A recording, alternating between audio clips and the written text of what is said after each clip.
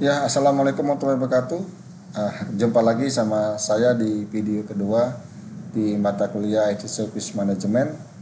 Pada pertemuan kali ini saya akan membahas tentang pengaruh uh, dari IT Human Resources dalam suatu perusahaan, Bapak Ibu sekalian. Pada video ini saya adopsi dari papernya uh, Jen Mistre dari Departemen Applied Informatics Technical University Ostrava, Slovakia. Uh, jadi kalau saya lihat kenapa saya memasukkan foto tentara di sini adalah memang tentara itu yang paling siap dan saya kira tentara itu adalah memiliki unit-unit yang telah sesuai di setiap sesuai dengan kemampuan dan skillnya mereka masing-masing dalam menjalankan tank, misalnya dalam memegang meriam sniper dan lain-lain. Ini contoh yang selanjutnya, Bapak Ibu sekalian. Ya. Ini adalah contoh yang apa nama itu bagaimana kita membayangkan penerapan apa nama itu menggunakan atau merencanakan IT human resource dalam suatu perusahaan tadi, Bapak Ibu. Kebanyakan Bapak Ibu sekalian dalam dalam perusahaan maupun pemerintah maupun swasta, ya apa nama itu apalagi di unit unit apa unit departemen IT, ya mereka menganggap bahwa yang namanya staf IT itu bisa mengatasi permasalahan tentang komputer, baik itu masalah virus maupun yang install ataupun jaringan networking dan segala macam. Nah, padahal kita membutuhkan skill-skill khusus ya kan untuk mensupport apa namanya bisnis proses dalam suatu perusahaan tadi. Nah, pada pertemuan kali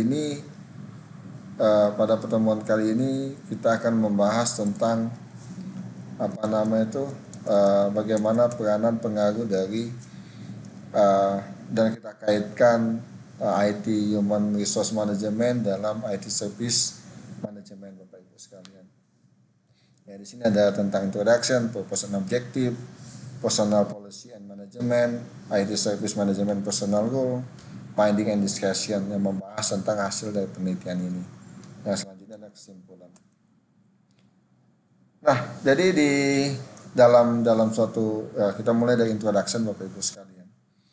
Di sini tentang membahas bagaimana optimalisasi penggunaan human resource management distribusinya untuk mendapatkan achievement dalam apa namanya tuh tujuan suatu IT departemen dan juga pada umumnya tujuan perusahaan pada umumnya.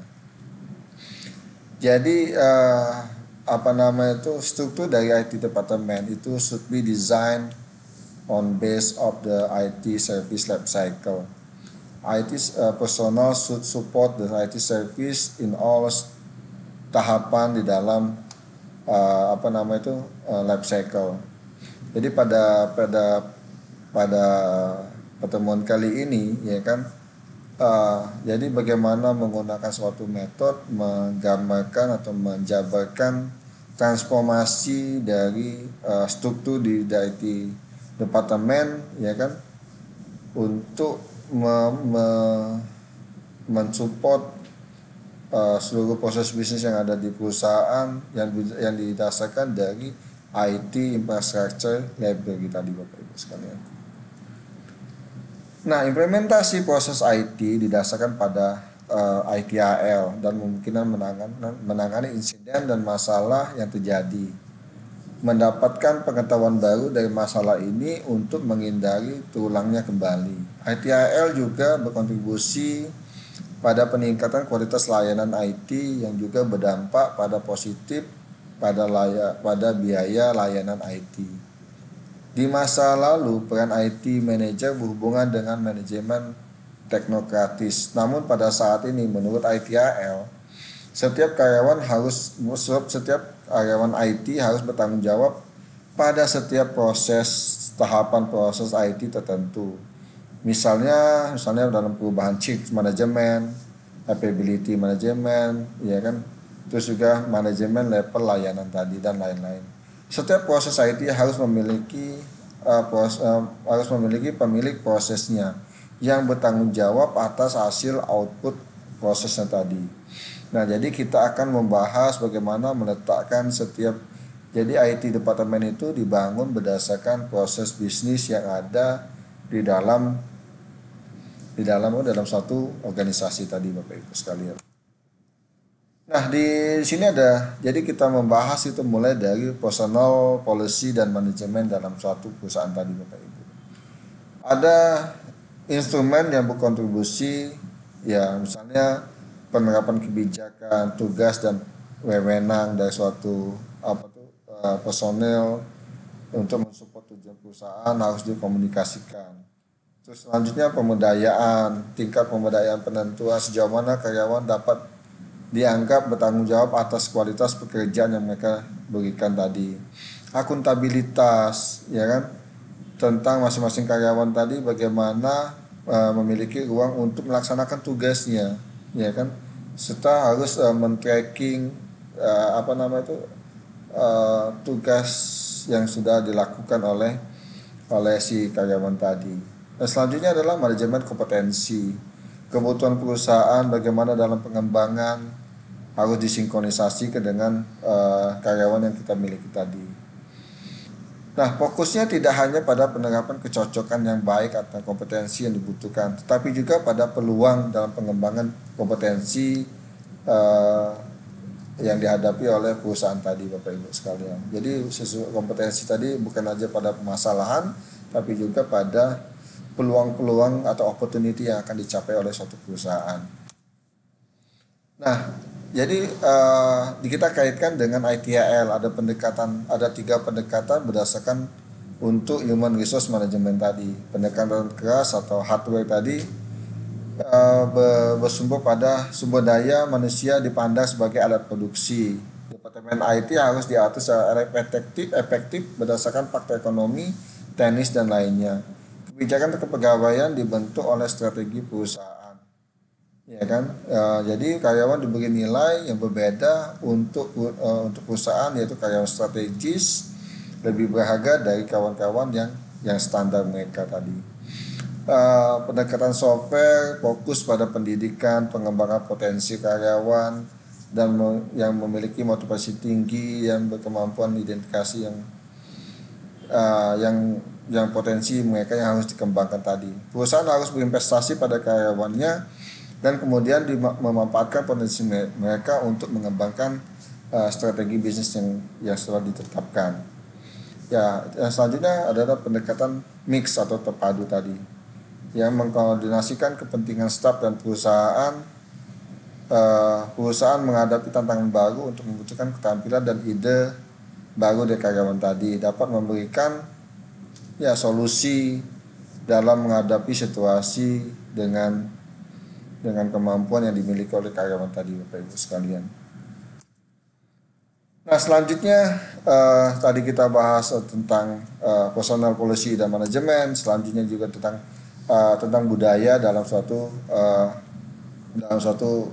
perusahaan tadi. Biasanya perusahaan memiliki budaya sendiri dalam melakukan atau pengembangan atau meningkatkan pelayanan kepada konsumen maupun mitra bisnis tadi. Biasanya the company culture plays the little value on the IT services innovation is difficult to adjust the IT services in line with the change occurring around the company. Jadi contohnya misalnya perubahan customer dalam legislasi IT service is unstable karena memang proses yang budaya dalam organisasi juga mempengaruhi dalam dalam pemecahan masalah yang ada yang dihadapi oleh staf-staf IT dalam IT departemen tadi. Ya kan, is that case, ya kan? Ya, jadi dalam itu mereka akan menyebabkan large number of fault in providing IT tadi. Ya, karena memang ketidak fleksibilitian dari staf tadi, karena memang terbentuk dengan budaya maupun kebiasaan yang ada dalam suatu perusahaan tadi. Jadi the corporate culture can have a major influence on the provision of IT service tadi, Bapak Ibu sekalian. Nah, IT service management personal role tadi. Jadi memang ada 6 yang peranan dari IT, personal IT tadi dalam mengembangkan atau mensupport business process tadi, yaitu ability manager, service level manager, terus juga ada capacity manager, terus problem manager, security manager, dan supplier manager tadi, yang fokus misalnya supplier manager fokus pada cooperate with the third party, yang peranannya ada untuk memastikan proses supplier interface dan teknologi conform to requirement of the company and its system, and also it ensure the documentation and agreement with the third party tadi. Begitu juga dengan security management manager tadi, yang mempunyai responsible untuk menangani informasi security policy development dan untuk seluruh perusahaan, dan juga memonitor investigasi security kejadian-kejadian atau isu-isu yang berkaitan dengan security informasi pada perusahaan tadi, Bapak Ibu sekalian. Nah, jadi di hasil dari penelitian ini, Bapak Ibu sekalian, itu terdapat ada tiga kelompok dibagi, yaitu adalah manager, yang kedua adalah individual employee, yang ketiga adalah other personal tadi dalam hasil penelitian ini tadi. Nah, jadi bagaimana bisa tiga kelompok tadi itu memastikan dikoneksikan ke dalam proses bisnis tadi, dan skill apa yang mereka harus dapatkan. Yang pertama itu ada misalnya group of manager. Itu adalah managerial skill, workshop, leadership, communication. Itu yang harus dimiliki oleh si manager tadi. Comprehensive knowledge in field of IT. Itu juga merupakan jadi bagaimana melihat jadi tren penggunaan IT untuk masa depan dan support dan lain-lain, Bapak Ibu.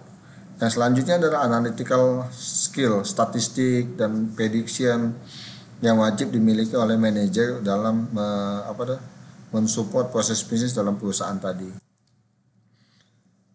Nah, selanjutnya individual employee, ya kan, wajib memiliki area bidang atau skill. Yang pertama adalah skill communication dengan user. Yang selanjutnya knowledge of IT processes according the ITIL. Terus ada professional knowledge necessary to support and implementation of the change in company. Jadi emerging teknologi segala macam itu bisa dimasukkan ke dalam kemampuan ini. Selanjutnya adalah method and teknik IT service development, ya. Jadi bagaimana penggunaan bahasa pemrograman dan lain-lain untuk pengembangan proses bisnis di masa depan. Selanjutnya adalah group, ada company atau ada employee. Yang pertama itu adalah ability to deal with the assigned work task, atau bagaimana memahami problem user requirement, formalisasi, programming dan lain-lain. Yang selanjutnya adalah capability dari memiliki kemampuan yang fleksibel dari suatu karyawan tadi, sehingga dapat menyelesaikan masalah-masalah atau ya yang berbeda di dalam suatu organisasi, misalnya accounting, logistik dan lain-lain. Jadi si IT staff diharapkan bisa ya bisa menyelesaikan, memiliki pengetahuan-pengetahuan tentang di luar dari kemampuan IT mereka tadi. Jadi kesimpulan, jadi ketika implementasi ITSM dilakukan dengan benar dan ketika penekanan yang memadai ditempatkan pada Human Resource Management, ini memungkinkan manajemen layanan IT bahkan dalam situasi yang sangat sulit. Manajemen perusahaan dapat mengandalkan keterampilan dan pengetahuan karyawan IT perusahaan tadi. Kurangnya keterampilan dan pengetahuan pada karyawan ini dapat mengakibatkan kegagalan keseluruhan manajemen IT pada perusahaan tadi. Ya, jadi memang kita wajib mengidentifikasi kemampuan-kemampuan yang wajib dimiliki oleh karyawan staf IT tadi untuk mensupport, ya kan, dalam penanganan masalah, isu maupun juga untuk mencapai peluang atau opportunity di masa depan perusahaan tadi. Demikianlah materi kita hari ini, Bapak Ibu sekalian. Terima kasih atas waktunya telah menonton video saya ini. Ya, video ini saya rekam di Universitas Bina Dharma dengan segala kekurangan. Saya ucapkan terima kasih. Ya, mohon maaf kalau suaranya tidak jelas dan ada gangguan-gangguan. Ya, mohon maaf sekali lagi. Ya, saya tutup dengan wassalamualaikum warahmatullahi wabarakatuh.